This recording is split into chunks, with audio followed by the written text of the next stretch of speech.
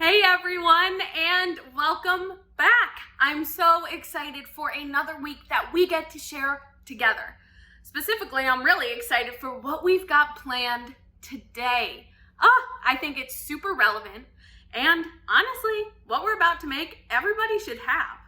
So, before I give it away, or I get too excited, or I ramble on about it, let's talk about our riddle.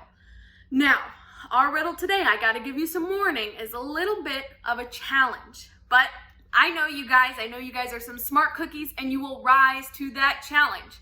So, our riddle today is, if I have it, I don't share it. If I share it, I don't have it. What am I?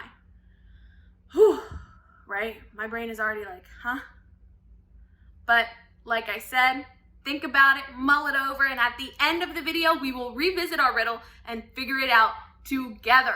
So, let's get into our creation. Today, we are going to be taking something old that we don't really use anymore and repurpose it into something awesome that literally everybody needs right now. And I am not exaggerating. What you might be asking? Well, I'll tell you. We are going to be making masks. Woo!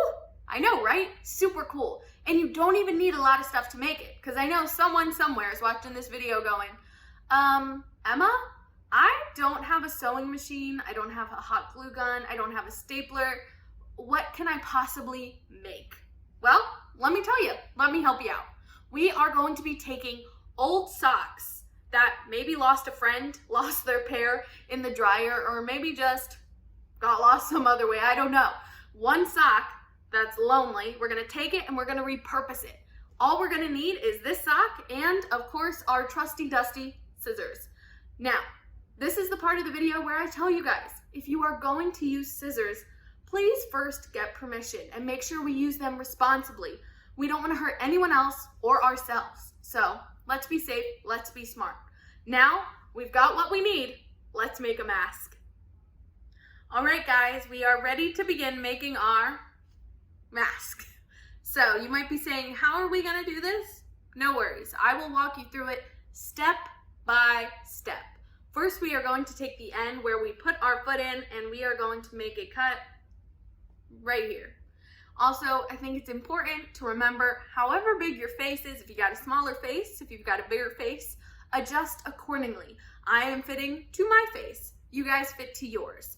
I also think what size sock you use will probably be proportionate with you, right? If you're littler, you're using a littler sock, you've got a smaller little kid face. I am an adult, so I have an adult sock. Just letting you guys know in case you take mom and dad's sock and it doesn't work. So please just make sure you're being mindful and not cutting up anyone's socks who may not want their socks cut up. All right, so let's jump back in. So, where are we going? We're going right here. This is where we're making our first cut. Now, with a fleece sock or with a fuzzy sock, these little guys get everywhere. So please be mindful about your mess because we don't want to clean it up later, right? We want to just make sure we don't even make one. So, I'm going to do my cut right here.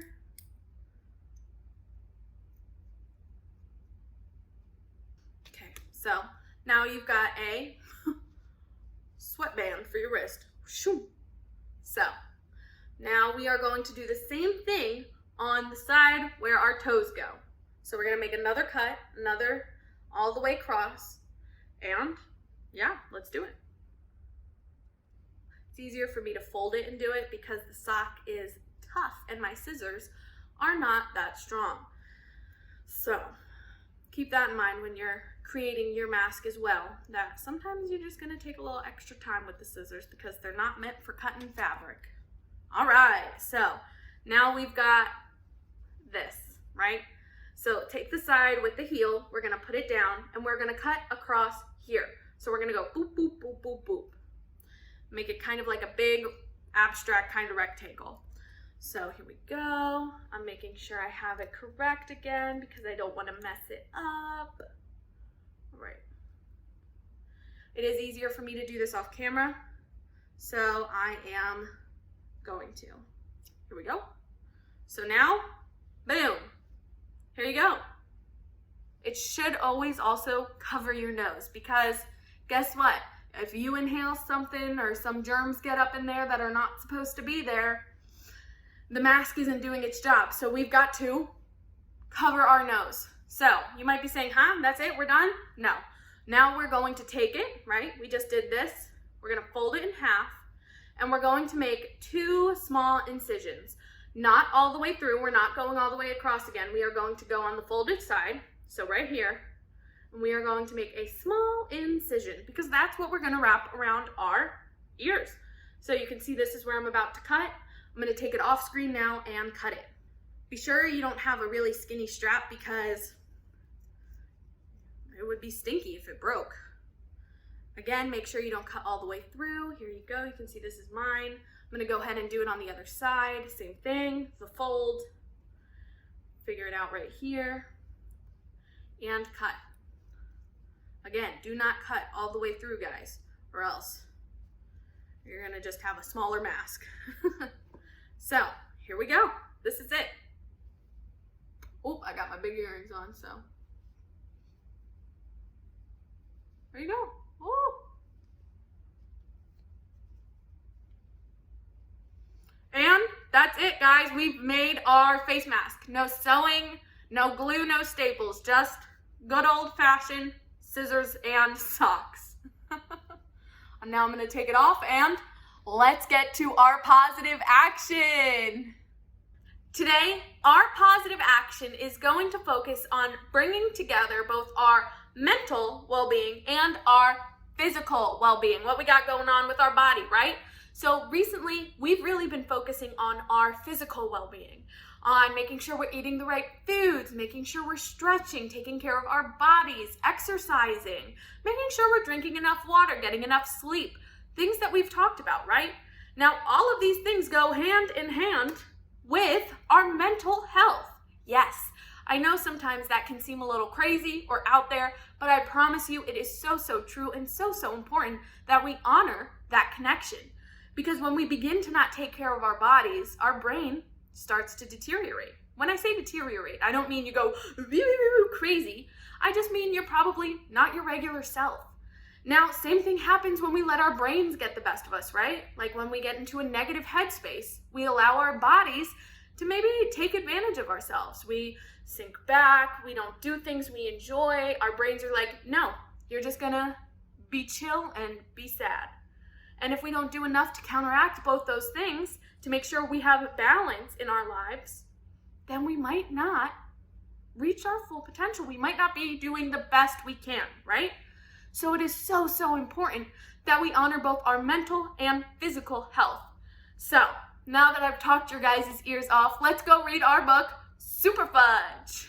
All right, guys, are you ready? We are closely approaching the end of our book, Super Fudge, and things are just starting to get pretty interesting.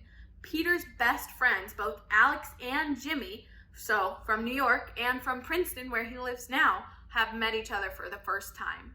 And they're really not getting along, so it's been difficult for Peter. And Fudge has a new friend named Daniel, and I love him. I think he's funny. And yeah, that's really it. I'm trying to think if there's anything else to catch you up on. I don't think there is. So let's jump into our book and begin reading. Outside, a line had formed in front of the movie theater. As we were walking to the end of it, I spotted Joanne McFadden.